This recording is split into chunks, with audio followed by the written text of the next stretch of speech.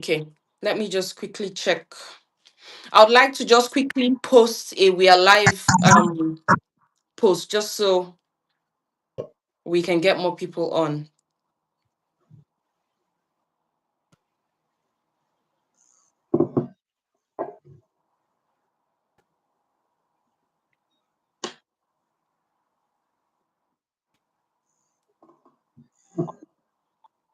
Okay. Um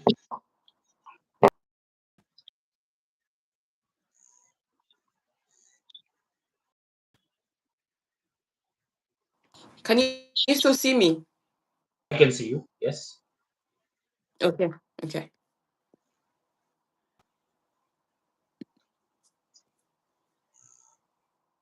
Mm,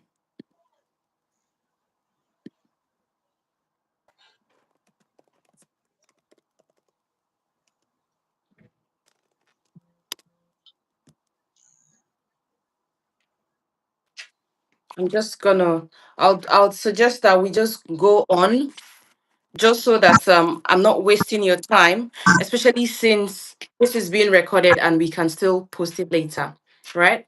So I've put that on, and then that will be it for that. Okay, so thank you very much, Gurpreet, for doing this with me. Again, my name is Jelila, and it was really nice to meet you at the CRO Summit. It was very gracious of you, to have accepted and be willing to do this with me. Even though that was the first time I was meeting you, I really appreciated that. So, I'm going to assume everybody is on here watching us now, and I will go ahead and just, extend my greetings to everybody. Oh, I can't believe. I'm so sorry about that. Okay, so well, good evening, everybody, and you're welcome to another episode of the Clinical Research Inside Life. My name is Jalila Ahmed. I am a senior clinical research associate, and I am also a clinical research educator slash content creator. If this is your first time joining us, this is one of many live that I would be hosting. I've been doing some on TikTok, but looks like it's even way better to get it on YouTube now. And it's thanks to Gurpreet that we extended it to YouTube. So the live happens every Sunday, and the purpose of this live uh, is to bring in clinical research professionals, who will give us insights and talk about different topics within clinical research, talk about their careers, the progression in their careers from when they started up until where they are at now.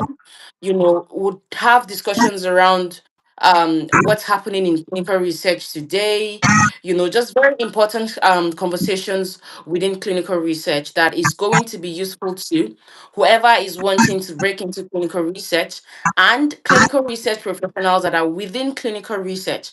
And oftentimes, we're also going to be touching topics that concerns prospective participants in clinical trials and, even participants that are within clinical trials. Now, whether you are a CRA, a CTA, a study coordinator, a project manager, or just someone that is hoping to enter clinical research, or you're simply just curious about clinical trials or clinical research, this is where you should be, and put it in your diary to be here 7 p.m. every Sunday. Uh as always, I would say, well, I usually do this on TikTok, but I'll do this now because I would be doing this on every live that I sort of host. Can I just say that you quickly drop in the comments where you're watching from? Drop in the comments where you're watching from. Tell us, are you a clinical trial, a clinical research professional? What's your role? If you're not in yet, I mean in the clinical research industry. If you're just hoping to break into clinical research, or you're within and you're trying to progress in your career, just let me know. Put on the comments what is the role you're hoping or you're wanting to get into. Now, as I said in the ads that I put out about this live, I am honored to have been joined by Gurpreet Singh. I met him at the COGCRO summit. And fun fact is, he was the very first person I spoke with on day one of the conference, and he was so gracious. He was so gracious and warm.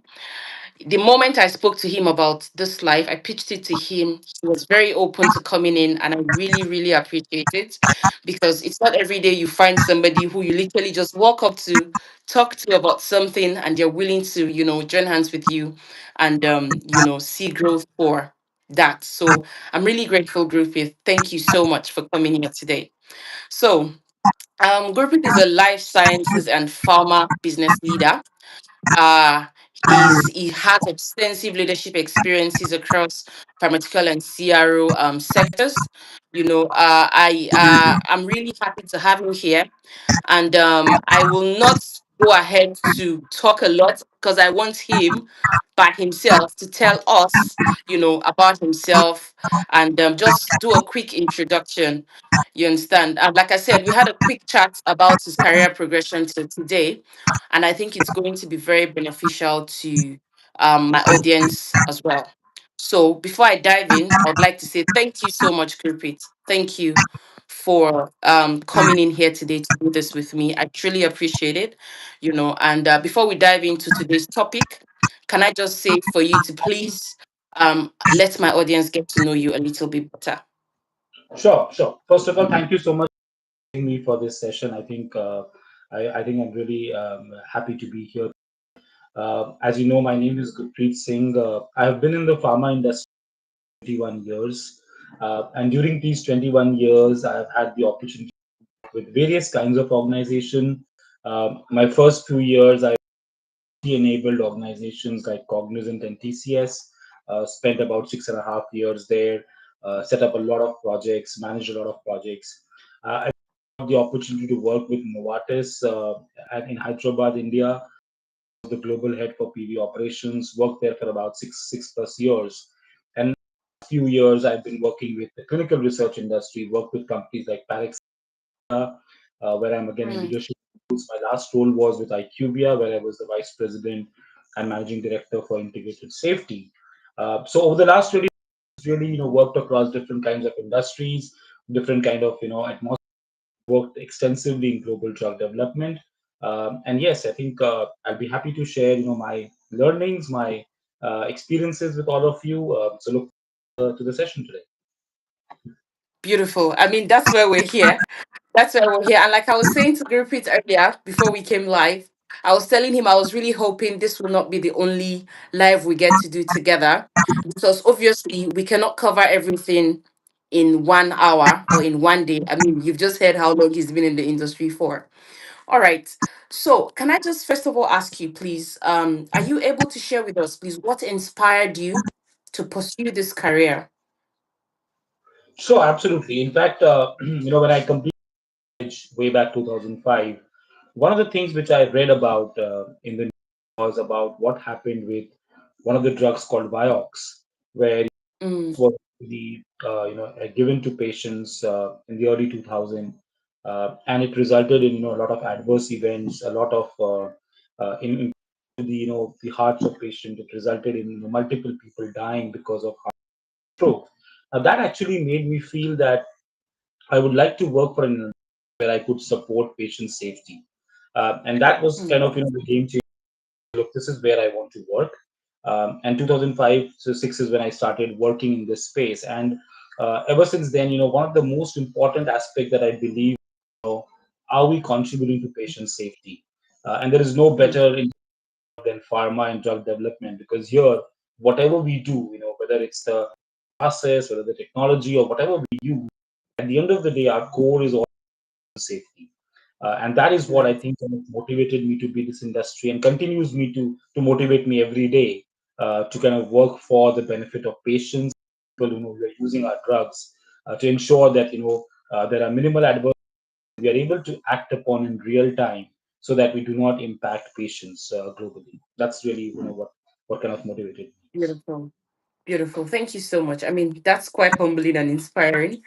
It's always good to know, and it's always reassuring to hear every clinical professional talking about patient safety and just continuously reassuring everybody out there that the ultimate goal is patient safety. Every other thing could matter, however, the paramount goal, the paramount concern is patient safety. That's good. If I just get us to just carry on with what our main topics are today.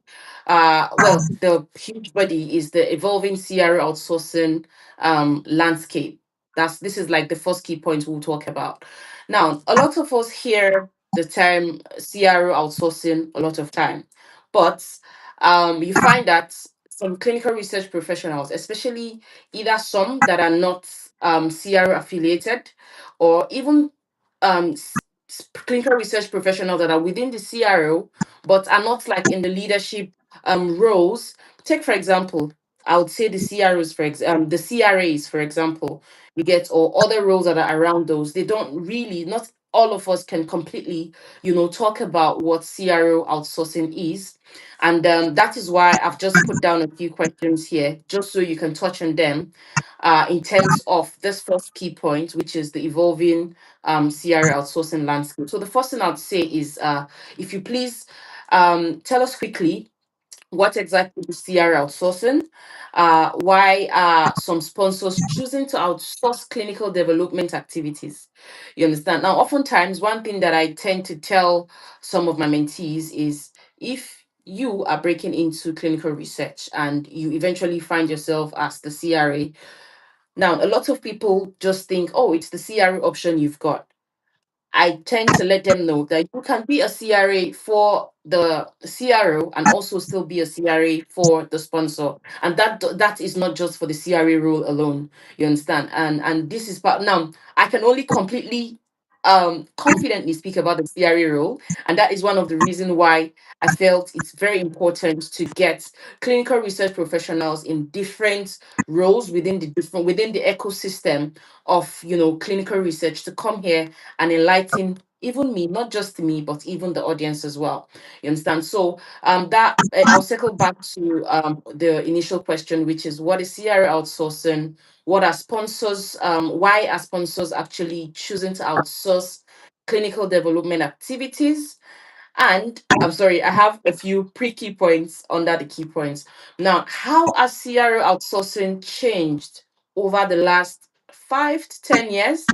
And then, do you think sponsors today are looking for something different than what they were looking for a few years ago, considering that there's been a lot of updates and automations? I mean, there's hardly a conversation that goes by without the mention of AI today. You Absolutely. understand? So with the tools uprising and all of this going on, and where do you think the industry is heading to in about the next 5 years? I hope Absolutely. No, that's that's not too many questions at the same time. No, that's a great question, and I think pretty much You know. all of the aspects related to CRO outsourcing. I think one of the things which I think Mhm. all of us need to know is that CRO outsourcing has been in existence for several years now, and one of the reasons CRO outsourcing has been beneficial is because the pharma companies have been able to leverage the expertise of the CRO organizations to get drugs Mhm. faster to the market. So if you look at drug development, the pharma and the CRO organizations have created a very strong ecosystem.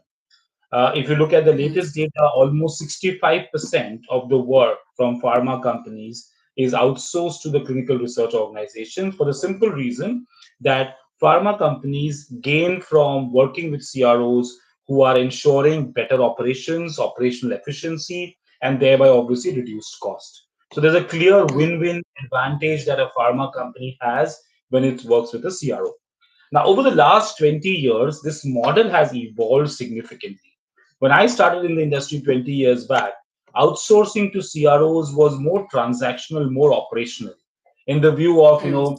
because the pharma company wanted to, have people on board and they could not hire because of budget constraints, they said, let's outsource to a CRO. The Mhm. activities are very critical. But in the last 20 years, that has changed. Today, pharma companies do not look at CRO for operational or transactional work. They look at CROs for the strategic and partnership element. And they are looking at CROs to support them for a long term perspective. 20 years back, the activities which were considered critical and which were kept in house by the pharma organizations are now actually being outsourced to the CROs, who are doing a fairly good job and who are making sure that the partnership is successful. So, the concept of CRO outsourcing has evolved tremendously. For people who want to make a career, whether you work in a pharma company or a CRO, does not matter these days, because you get the same level of expertise, you get the same level of experience wherever you work, because it's become a very closed ecosystem, which is actually working towards drug development. And now, if you Mm-hmm. look at the partnerships are more strategic. When I talk to a lot of the pharma companies, their intention is to work with the CRO who can not only help them with the operations and the services, but also help them with tech, also help them with consulting and helping them to set up their entire drug development organization. So a lot of the pharma companies are now relying heavily on the CROs to help them from a strategic perspective. And now, if you bring in the element of technology and AI, one of the things which the pharma companies have realized is that if they want to get drugs faster to the market, ensuring Mm-hmm. patient and with a lesser cost, the only way they can do that is by effectively CROs and the technology companies, so that they can really bring in efficiencies by the use of technology, especially AI. And if you see, for a pharma company to get a drug to the market, it typically takes between 12 to 18 months, and it can take up to $2 billion. So that's a huge amount of time and a huge amount of money. So pharma Yeah. companies, if they want to really expedite the process of getting the drug to the market and making sure it's done within a reasonable budget, that's where the CROs have started playing a very important role. Today, we are talking about CROs who are not only helping in services, but also helping in technology, also helping as a consultant, and bringing that strategic partnership at the forefront of what they're doing. And today, CROs, pharma companies are so closely working with CROs that CROs are actually facing the inspections on behalf of the pharma company. So when a health authority inspects a pharma company, it is the CRO representatives who are in the inspection room, who are ensuring that they are able to talk to the inspectors and explain Mm-hmm. what a strong, drug development organization you have. So that partnership model has evolved significantly, and I see that in the next few years, this is going to continue to evolve because there is so much of work happening. I was reading somewhere about 12,000 products in the pipeline right now in the large pharma. Obviously, not all of them will convert into actual molecules, but 12,000 products Mm-hmm. in means you need that many CROs to work for you. You need to have that level Yeah. of quantum management system. So the next 5, 10 years are going to be even more exciting as far as this place is concerned, because pharma companies will need to continue to engage with CROs, and CROs will have to ensure that they provide the value that the pharma company is looking up to them. That makes sense. That makes sense. That's quite insightful, and thank you for sharing that. What you've just said, I think it would be safe to say that the sponsors are expecting for CROs today to be like strategic partners rather than simply service providers. If that makes sense. Thank you. That makes sense. So the next thing I would like for you to please touch on is what sponsors really want. And I would narrow down the question to what separates an average CRO from an exceptional CRO from the sponsor's view.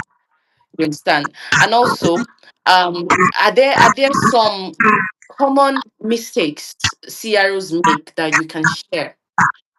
You Sure, understand? Like that you can just give us an insight, from your experience. And lastly, um, if you had to name three things that sponsors value the most, what will they be?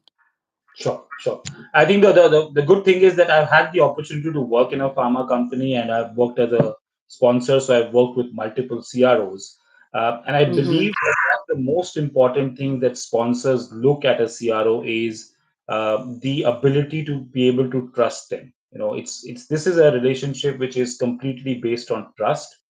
A pharma company, I think the first thing they look at is the integrity of the organization, how strong that Mm-hmm. organization values integrity and how much they can be trusted to deliver the work on time with good quality, and so that the pharma company Clarity. Yeah. does not end up with any inspection findings. So trust and integrity are obviously the number one criteria.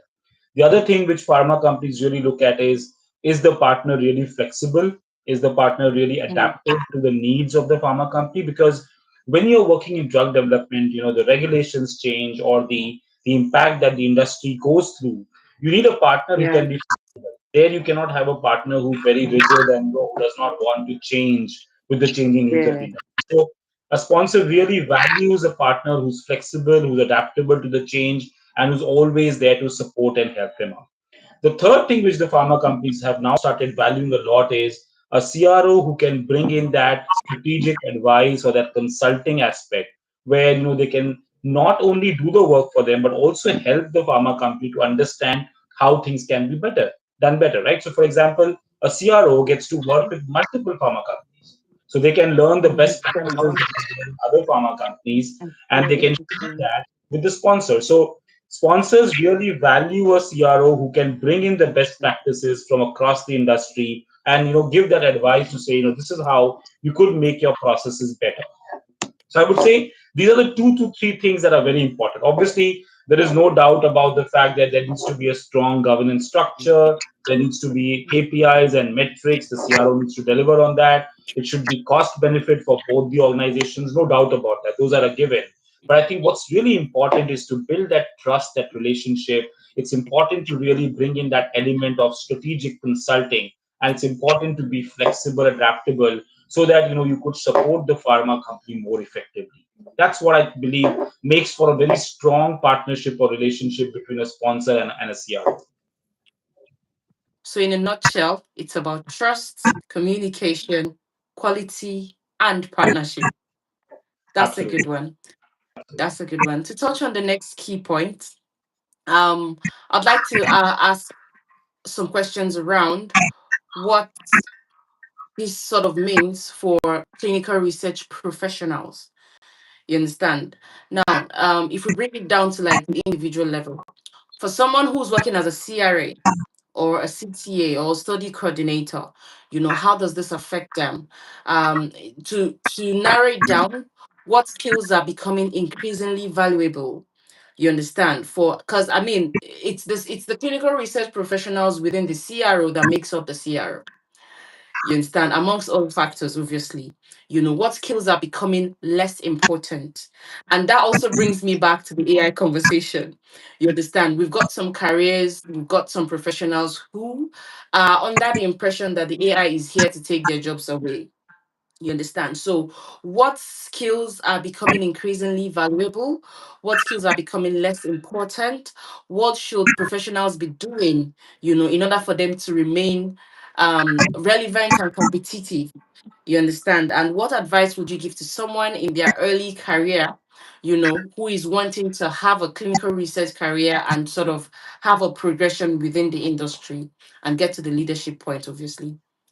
That's an excellent question. In fact, honestly, I don't think, and I'll probably answer the second question first, is what are the skills which are not that valuable anymore?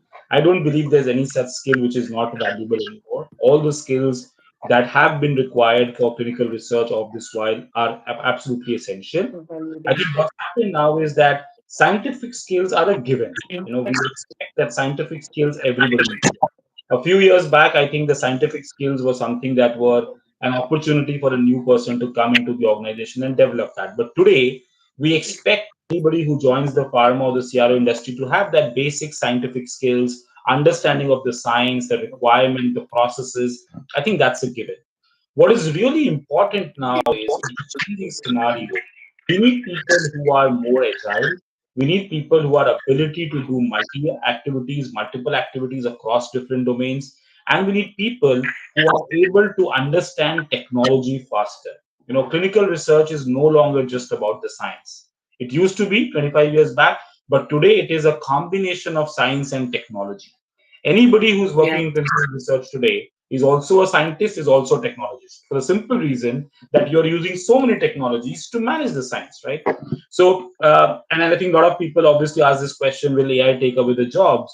The reality is, AI will take away the jobs of people who do not embrace AI. So everybody who wants to have a career in clinical research, they need to embrace AI. And technology today is a given. You cannot do a clinical research job without having the knack for technology. So I strongly advise people who want to make a career and get to the leadership level is really ensure that along with the scientific skills, you develop the attribute or the attitude towards technology, embrace the technology, learn it, bring in learning agility, learn new things. Obviously, as you grow in your career, you take up different roles. Some people become people managers, so you have to learn the leadership skills. Some people then become Yeah. business managers, you have to manage the business skills. So those skills you have to continue to add. Some people get into strategic roles, and therefore you have to understand how to manage strategy and operation and stuff. So those skills obviously come with the career, but I think some of the soft skills which many people forget are also important. For example, communication, the ability to work with people across the globe is so important now. It's a Mm. global, all of these clinical research industries completely global, so you have to work with people across different geographies. Understanding those cultures and being sensitive of those cultures is important. How do you really then collaborate with people across the globe, and how do you bring in that element of innovation and process excellence? So these are some of the soft skills that every professional who wants to make a career needs to get in, which is communication, collaboration, working across cultures, bringing in innovation, process excellence. And the most important, I believe, is in this industry, because it is based on science, there is a need for learning agility. If somebody wants to really start fresh and grow over a period of time, you need to continue to Yeah. evolve yourself, continue to upskill yourself, and continue to work yourself towards the next role so that you can be considered for that role when that role opens up, right? So I think a lot of people, they believe that if you're doing your job well, you will get the next role. It does not work that way. Along with doing your job well, you need to also upskill yourself for the next role and understand what that role requires so that you can be Right. considered for that role. So upskilling is a constant process in clinical research, in my view. And one of the reasons, I've been able to grow in this space is because I've constantly challenged myself. I've constantly, brought in new areas of discomfort, learned those, and then moved on to the newer role. So that's how I think I would advise people to, plan their career when they are looking at, a successful career in clinical research. That's amazing. Thank you very much. I have one question that has come to mind because, um, obviously from what you've said, I think one of the things I can denote is we have some professionals worrying about a totally different thing. They're worrying about what they shouldn't really be worrying about. Like, when I talked about some people worrying about AI taking their jobs away, it was very good that you touched on it and talked about how AI is not, completely coming to take everybody's job away, and what you should really be doing is upskilling and equipping yourself with what you need to get to the next career. If you were to talk about, because I feel like one of the things that needs to be addressed is the mindset, like having a mindset shift. You understand? Are there like mindset shifts people need to make? You understand? Is there like a myth that needs to be crushed or changed? I don't know if you get my question. No, I think that's fair. I think one of the biggest myths, in my view, is that people feel that AI will take over clinical research completely. That is never going Mm, to. I think in clinical research, we always talk about human in the loop. We always believe that AI will be augmented, which is AI will be there to do the tasks which are very routine, which are very operational. But you will always need to have a human in the loop or human on the top of it to make sure that AI works effectively. And I think it's important for people to understand that the volume of work in the clinical research industry is increasing by about 15% every year. The number of molecules that are there in the pipeline clearly shows that in the next 10, 15 years, there is no dearth of work. Now, AI will obviously help support bring in efficiencies, but AI will obviously be required to be supported by humans, and humans will have to manage the AI effectively. Even today, the AI is giving us efficiency of about 15%, but that is not enough because at the end of the day, the work is increasing by 15% every year. So I think one of the most important benefits of AI, and this is what people need to understand, is that AI is helping us to do some of the mundane and the routine tasks. The very transactional work, which obviously a system should be able to do. But AI is not doing the scientific work that still requires human brain. And that is where I think human has a big role, because the science that you have, the science and the scientific aspect that you know, that is going to be the one which is going to hold you instead in making a career, along with the embracing of technology. So that myth has to be sorted out, that in clinical research, human will always be in the loop, and we will always talk about augmented AI. And that's an important element that all of the people who want to make a career should always keep in mind, that your scientific skills plus your embracing of technology is what will help you to make a successful career here. That's a beautiful one. Obviously, AI cannot take care of the human factor. AI cannot go to site, just like the CRO would, and a lot of other things for the different roles within clinical research. So that makes sense. I will then move us to our next key point, which is opportunities and challenges. You understand? Because, like I said, a part of my audiences for the clinical research insight community is a group of professionals or intending professionals who are wanting to break into clinical research. So, before I get onto that, can I please ask you this question? Because uh, while we're talking about the past in within clinical research, what clinical research is about now, it's also important to have a progression, to have an insight, to understand what tomorrow could be like. So that brings me to asking you this next question, which is what excites you, the most about the future of clinical research? I think the most exciting part of the future of clinical research is really the fact that we have a lot of drugs in the pipeline. Mm-hmm. Pharma is investing about 15% of their revenue every year into developing new drugs. We have a lot of small biotech companies which are coming up with very niche products. We are not just talking about oncology, we are talking about other areas, including cardiovascular, rare diseases, immunology. There's a significant Mm-hmm. amount of investment that's happening. And the interesting part is now it's not just about the pharma industry. The private equity and the venture capitalists also flowing into the pharma industry, because everybody realizes that we still have a lot of diseases that require cure. We still have a lot of Cure. life diseases which require effective management. So the entire world is actually pumping in money into healthcare and pharma specifically, right? Now, on top of that, if you've been reading the news, you would realize that technology, or AI specifically, has helped a lot in the other industries. But in the case of healthcare and pharma, it has just touched the tip of the iceberg. There's a lot of work that is still required to be done and will happen in the next 8 to 10 years, because technology will help us to then identify the right molecules, develop them, and get them to the market so that patients can benefit them on real time, right? So, and then obviously on top of that, the element of how do we ensure patient safety more proactively instead of reactively. So there is a lot of exciting things which is happening. On top of that, we've got newer domains coming in. We are now talking about real world evidence playing an important role. We are talking about health economic outcome research.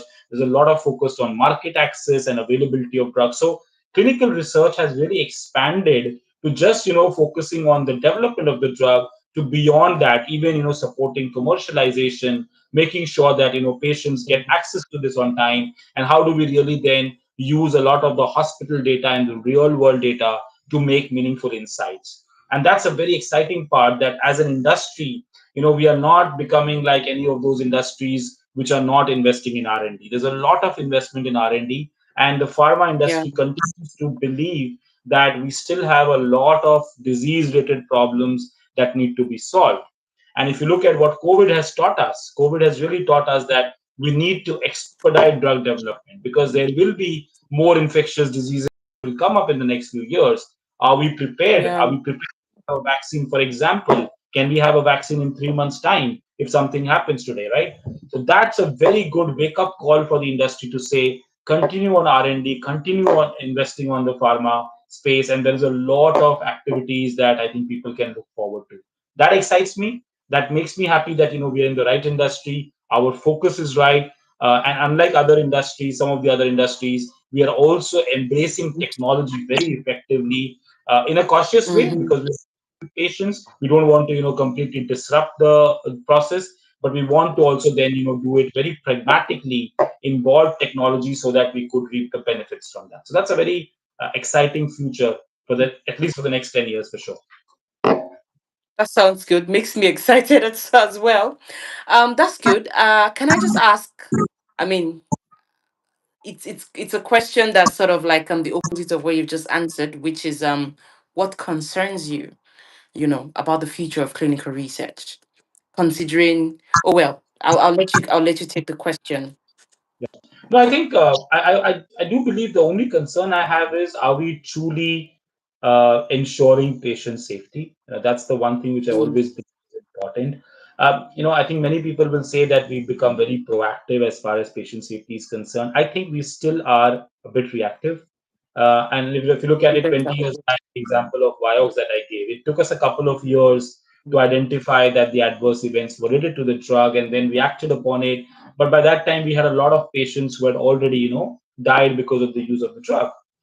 Today's day, again, it takes us a couple of months to identify the signals and then, act upon it and, prevent an impact. But still, 2 months is a long enough time for the drug getting exposed across the world. So I believe my concern is that we need to be more proactive. We need to really ensure that our processes are more robust so that we can proactively prevent a large scale impact to a patient population instead of reacting it a few months down the line. And this is where I believe technology has to be used more effectively. How do we really ensure Mhm. proactive patient safety? How do we ensure that we are more patient centric? Many a times we talk about patient centricity, but are we really understanding the problems that the patient is undergoing when he's taking our drugs? Are those problems or issues being addressed effectively? Is there a Addressed. community group that's getting close? So I think my concern would be, how do we ensure proactive patient safety so that we could really become patient centric as an industry? And the good news is that all companies, all the people in the industry have started talking about it. They want to work on this, and I'm sure sooner or later there will be some very concrete steps in place which will help us to bridge this gap. That's good. And I mean, the ICHGCP outreach has really sort of highlighted deeply the importance of being proactive than being reactive. So that also sort of gives hope, and, makes can sort of, if you're concerned about it, that can be a reason for you to be less concerned. That makes sense. Um, well, the next question on here you have already attended to, so I'm going to skip that. Uh, do you think that outsourcing is going to create more opportunities or more competition? I think outsourcing has already created a lot of opportunities. I think it Mhm. once you outsource, obviously, there is an opportunity for people to work in a clinical research organization or a Mhm. pharma organization. It is already creating a lot of opportunities with the respect of ensuring that there is so much of quality management work that's happening. There is so much of operations technology being used. So those opportunities are already there. I think outsourcing will continue to create opportunities, but I think it's a cyclic process. When a pharma company invests into getting more drugs, the more investment that you do in drugs, the more you need people and the more you need the clinical research organizations to work for you. So the opportunities that are there in the drug development industry will be open for people who are working in the CRO as well. So I don't think there is an issue with the opportunities. Yes, there is obviously a lot of competition now. Back in the day, there were a few CROs. Today, you've got more CROs, which is also a good thing because there are a lot of needs of the mid-size and the small-size pharma which needs to get addressed. Not all the current large CROs may not be able to address all of the requirements that the industry has. Like I said, Mm. there are so many small biotech and pharma companies. Now everybody needs a CRO support to help manage their organization. So a lot of small CROs have mushroomed and they are doing fantastic job in specific areas. There are some CROs which are specializing in pharmacovigilance. I've seen CROs who specialize in regulatory affairs. There are CROs who are focusing only on medical affairs. So that niche Yeah. CRO segment is also picking up very well and is ensuring that the large CROs and the small CROs are able to then, focus on the industry needs. So I think I think it's a win-win for everyone. It's healthy competition. Whichever CRO obviously is being able to demonstrate the capabilities that the pharma company needs, get the business. But I think that ecosystem as a whole is evolving and growing, which obviously then means opportunities for all the people who want to be a part of this ecosystem. That's amazing. Thank you. I am going to digress a bit, if you don't mind. And that's because, like I said, one of the major concerns that I think is within the clinical research industry, which is also part of the reason why I have put the clinical research insights brand out there, is the prospective patients. You understand the struggle to get patients into a trial. Oftentimes, there are some patients who meet all eligibility criteria. You understand, but because they are not so aware of clinical trials or what the clinical research industry is completely about, which I do appreciate that today in the different organizations, even within the NHS, I was speaking with an NHS professional the other day because I was trying to see how I could take this outside social media and just try to create more awareness out there.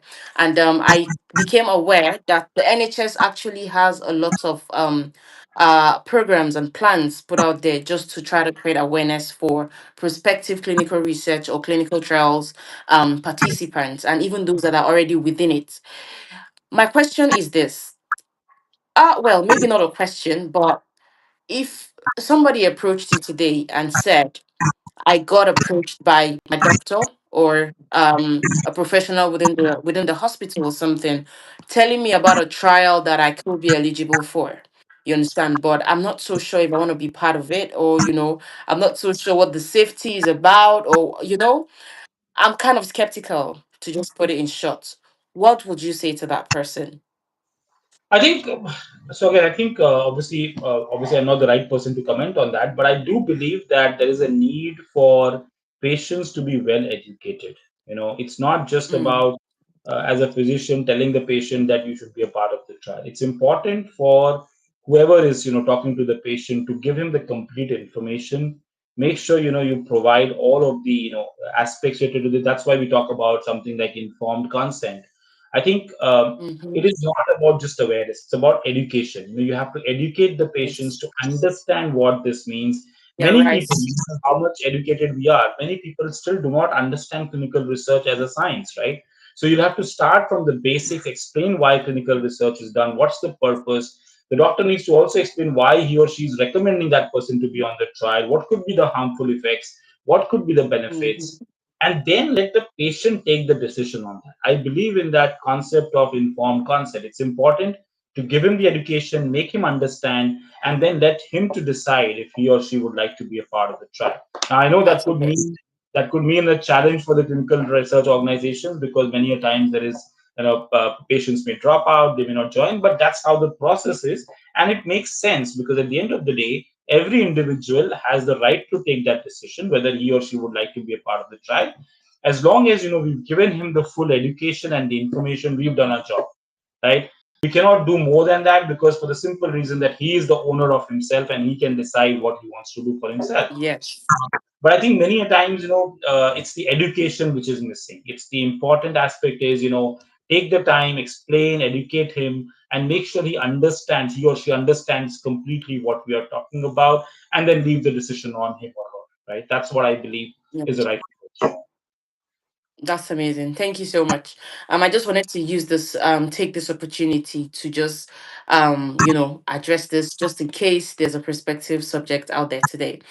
And also, this is a bit of a digression as well, but trust me, it's nothing you can handle. I mean, you've just really handled the question around the patients or prospective patients, and I really appreciate that. How important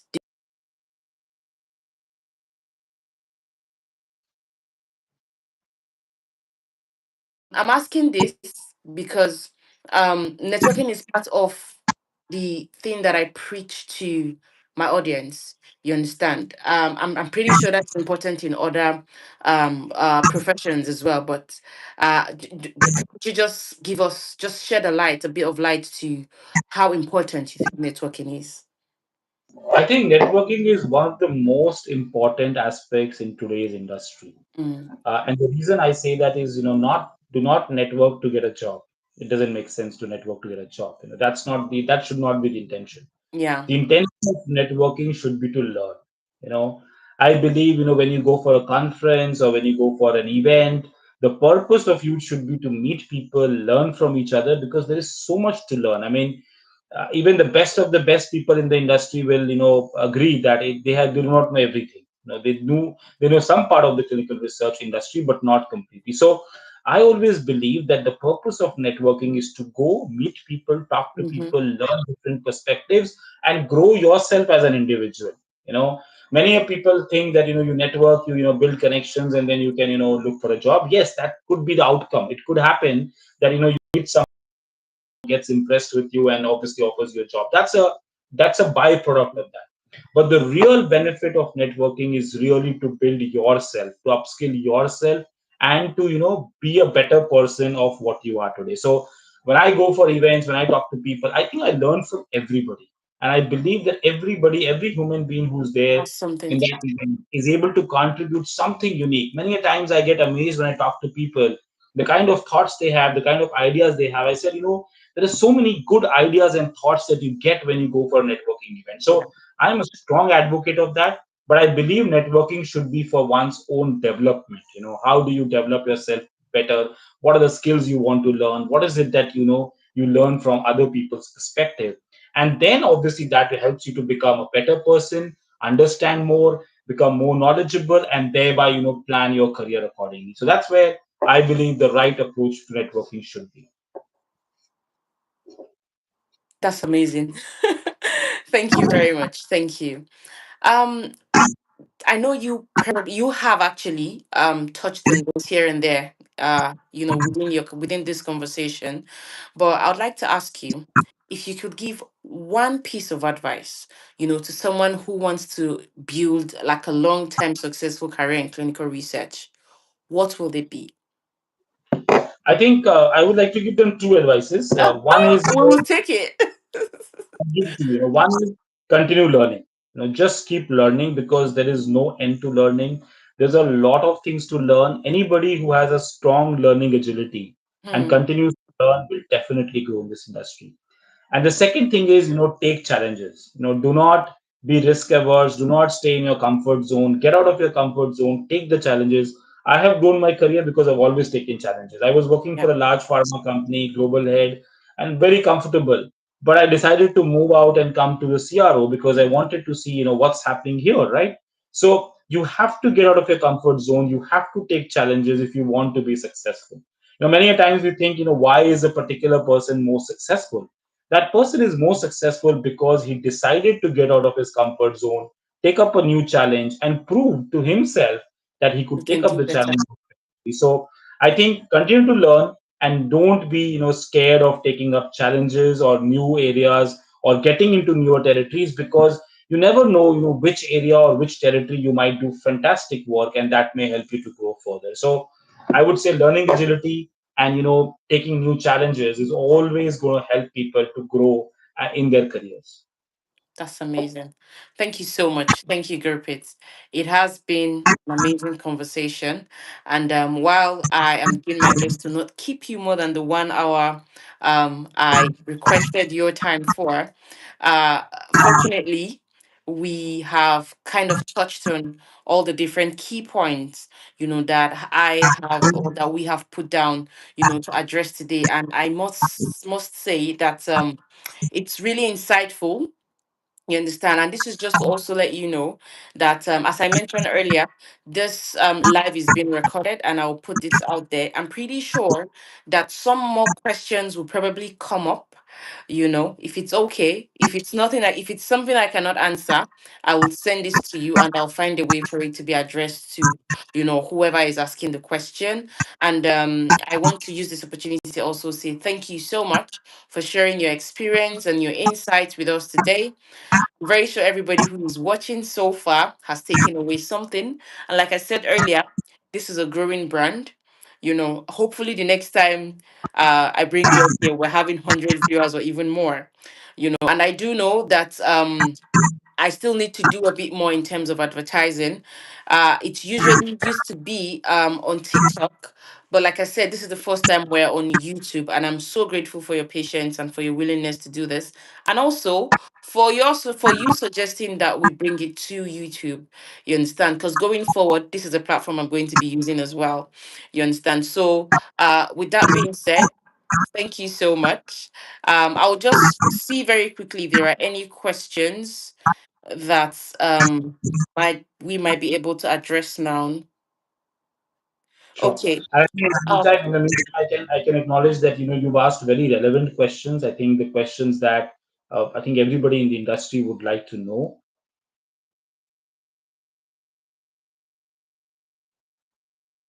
in terms of bringing these kind of questions, talking to experts and sharing those with people. So all the best for you on your this approach of making this available for people. Thank you And I'm so happy. much. It was a pleasure to be here and talk to you today.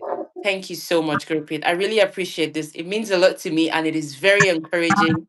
And this is just to say to the audience as well that this is one of many that we're going to be, holding. And I also want to tell you, the audience, in Gurpreet's presence, that we are hopefully going to bring him again. I mean, he's Sure. already been gracious to, come in here and do this with us today. I'm so grateful, Gurpreet. You have no idea. I don't know if I said this fun fact already. You were the first person I spoke with at the conference. You were the first person I pitched the live to. You were the first person who agreed. Oh, and he was also the first speaker at the conference. So you're going to be first for a lot of things. I hope that keeps, going on for you as well. And I wish you all the best in your future endeavors. I know from the conference that you did say you were no longer with IQVIA, and then you're exploring other things. I wish you all the best. I hope for you that it is the best of what you want that you get. Somebody did say they have a question. Nonso Juliet, you said you have a question. Could you quickly ask? Uh, Gurpreet can take this opportunity to give you an answer now. Sure.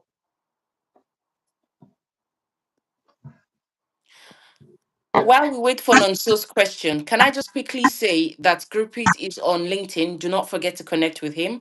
I'm also on LinkedIn as Jelilat Ahmed-Momoh. Gurpreet is on LinkedIn as Gurpreet Singh. Do not forget to connect with us both. I am on Instagram and TikTok as the clinical research specialist. Actually, search for Clinical Research Insights, CRI, on TikTok, Instagram, here on YouTube as well. And then I'm on LinkedIn creating educational content around clinical research as well. So do well to follow me and connect with me.